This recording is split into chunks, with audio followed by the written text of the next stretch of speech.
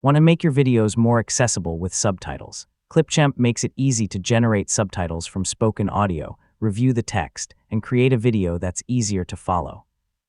In this guide, I'll show you how to add subtitles in Clipchamp step by step in 2026. First, open Clipchamp and create a new project or open an existing one.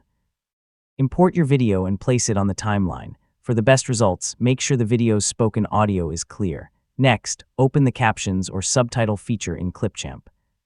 This is where you can generate subtitles from the speech in your video. If Clipchamp asks for a language, select the language used in your recording.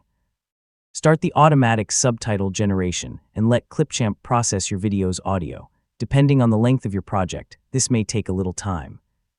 Once processing is finished, Clipchamp will display the generated subtitles. Now read through the subtitles carefully. Automatic transcription isn't always perfect, so check names, numbers, technical terms, and any words that may have been difficult for Clipchamp to understand. Correct mistakes before exporting. Next, check the timing. Each subtitle should appear when the corresponding words are spoken. If a subtitle appears too early or too late, adjust its timing so viewers have enough time to read it comfortably. Depending on the available options, customize the subtitle appearance to make it easy to read.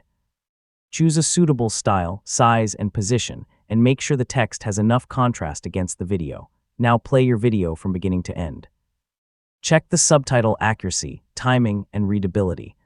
Fix any remaining issues before creating the final video.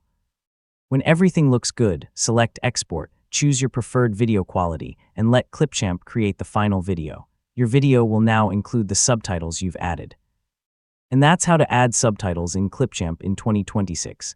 Generate the subtitles, review the text, adjust the timing and appearance, preview your project, and export the finished video.